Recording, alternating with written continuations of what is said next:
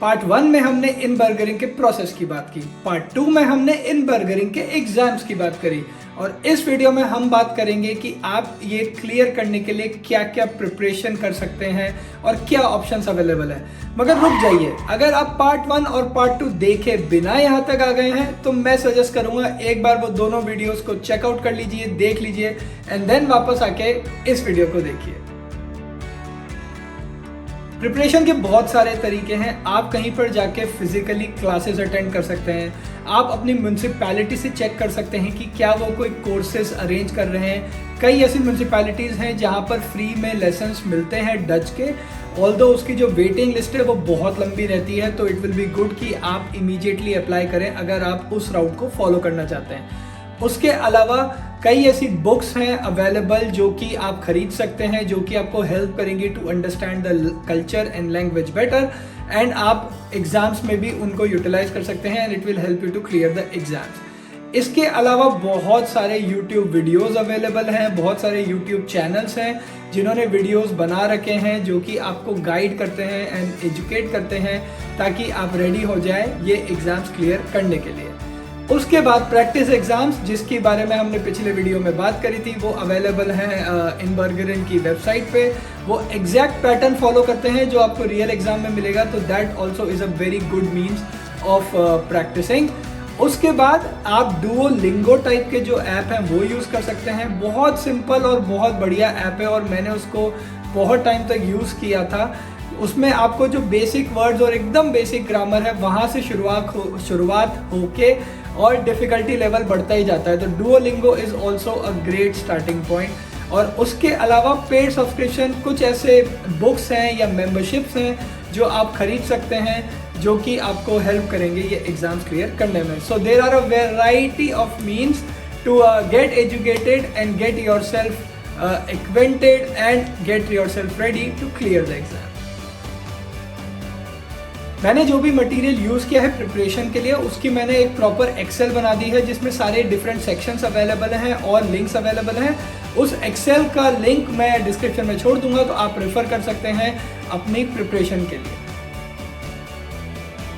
अब आपने एक बार सारे एग्जाम दे दिए तो इंतज़ार चालू हो जाता है रिजल्ट्स का, और जो रिजल्ट्स का जो अनाउंसमेंट है वो वेरी करेगा डिपेंडिंग ऑन आपने कौन सा एग्जाम दिया है।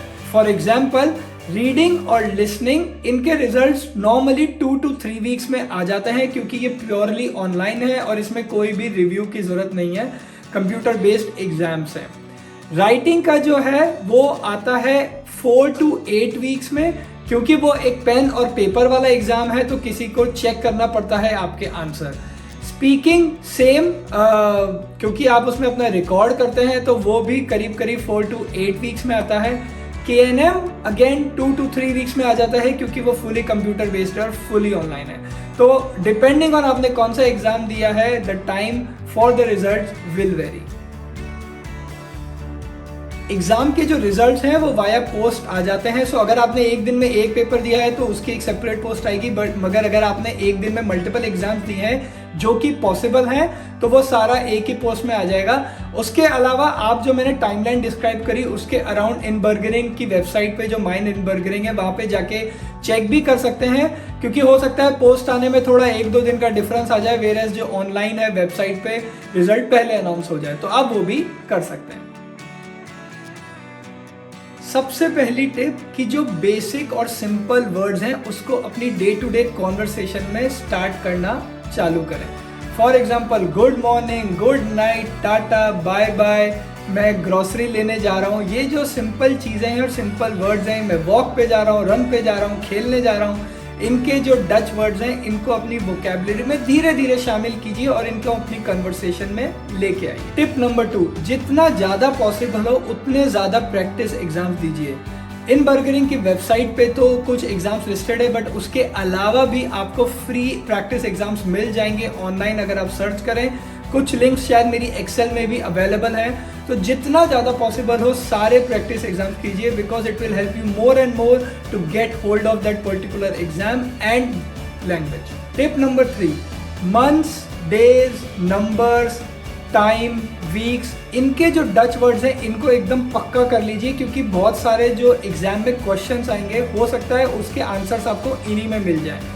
जैसे कि अगर दो लोग बात कर रहे हैं और वो कहीं पे जाने के लिए टाइम बोल रहे हैं एंड देन मे बी उसके रिलेटेड कोई क्वेश्चन है तो आपको रियली हेल्प कर सकता है। Tip number 4, specifically for KNM exam, जो वेलकम इन नीदरलैंड की जो KNM की किताब है जिसमें 10 चैप्टर है, उसको पूरा अच्छी तरह से पढ़ लीजिए, घोट लीजिए, क्योंकि आई एम प्रिटी श्योर कि अगर आपने वो अच्छे से कर लिया और उसमें जो क्वेश्चंस अवेलेबल है वो कर लिए तो एग्जाम आपके लिए काफ़ी आसान हो सकता है। टिप नंबर 5, आपके आसपास या फ्रेंड्स जिन्होंने ये एग्जाम ऑलरेडी दे दिए हैं और क्लियर कर लिए हैं, या हो सकता है वो कुछ एग्जाम्स में फेल हो गए हों, तो उनसे बात कीजिए और उनसे लर्न कीजिए कि उन्होंने क्या गलतियां करी।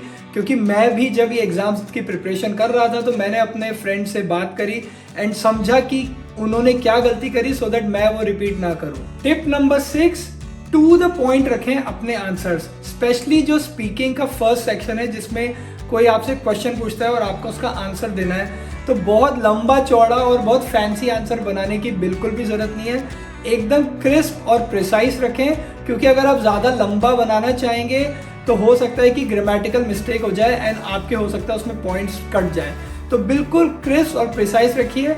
राइटिंग में भी मैं बोलूँगा कि अगर आपने प्रिपरेशन अच्छे से करी है एक ईमेल ड्राफ्ट करने की, तो फॉर एग्जांपल ईमेल को चालू कैसे करना है, एंड कैसे करना है, अगर ये सारा आप पहले से प्रिपेयर करके जाएंगे तो बस आपको बीच का जो कंटेंट है वो लिखना पड़ेगा, और उसके अलावा कुछ टॉपिक्स आप प्रिपेयर करके जा सकते हैं। अगर आपकी किस्मत अच्छी रही तो हो सकता है उसी टॉपिक के बारे में सवाल आ जाए, but to be precise in your answers will really help. Tip number 7, अगर आप कोई एग्जाम देके आए हैं और आपको ऐसा लग रहा है कि यार पेपर उतना अच्छा नहीं हुआ, तो इमीडिएटली जो अगला स्लॉट अवेलेबल है, जो फर्स्ट स्लॉट मिल रहा है उस एग्जाम का, वो ले लीजिए।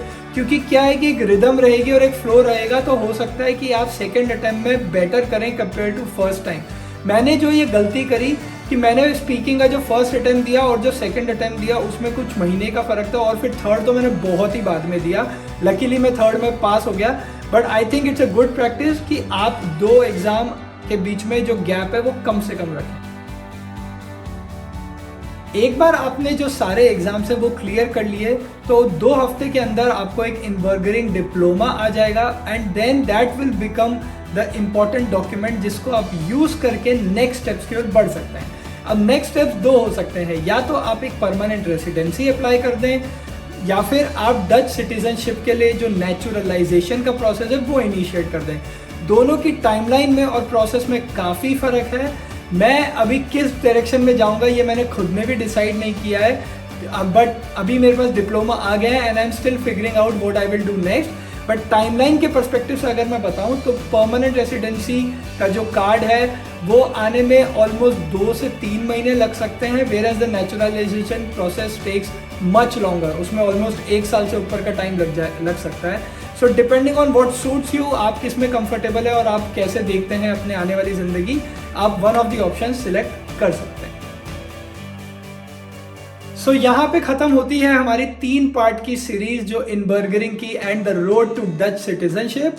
आई होप कि ये आपको हेल्प करेगी आपकी इस जर्नी में, और अगर आपके कोई भी सवाल हैं तो प्लीज़ कमेंट में लिख के बताइएगा, और आपको अगर कोई पॉइंट ऐसा लगा हो जो मैंने गलत बता दिया हो या फिर मिस कर दिया हो तो प्लीज़ वो भी लिख के बताइएगा। All the very best in your journey and I really hope that आप एक ही अटेम्प्ट में सारे के सारे एग्जाम्स क्लियर कर लें। Thank you so much for watching this entire series. अगर आप हमारी जर्नी से जुड़े रहना चाहते हैं और वीडियोस मोहता ब्लॉग्स और मोहता फैमिली के देखना चाहते हैं तो चैनल को सब्सक्राइब कर लीजिए। मैं मिलूंगा आपसे अगले वीडियो में, तब तक के लिए अपना ध्यान रखें। Take care, bye bye.